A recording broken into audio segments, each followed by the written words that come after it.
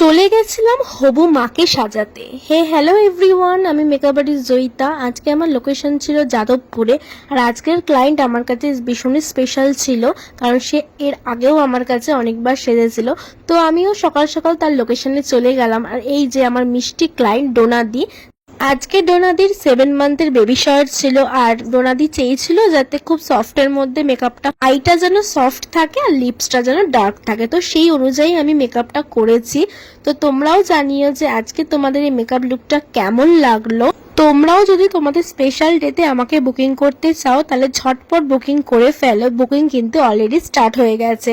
তো আমার স্ক্রিনে দেওয়া নাম্বার আছে, এখানে তোমরা যোগাযোগ করে নিতে পারো। আমি আছি যাদবপুরে। তো আজকে আমার ক্লায়েন্ট ডোনাদি। তো বলো কেমন লাগলো সেজে? অ্যাজ অলওয়েজ আগেরবারও খুব ভালো সেজেছি, আজকেও খুব ভালো। কবার সাজলে নিয়ে? 3 বার, ভবিষ্যতেও সাজবো। স্যাটিসফাইড তো? ফুললি। আচ্ছা, তো তোমরাও জানিও কেমন লাগছে, একটা স্পেশাল দিন আজকে। তো একটু মেকআপটা দেখিয়ে নি, একটু আইসটা দাও।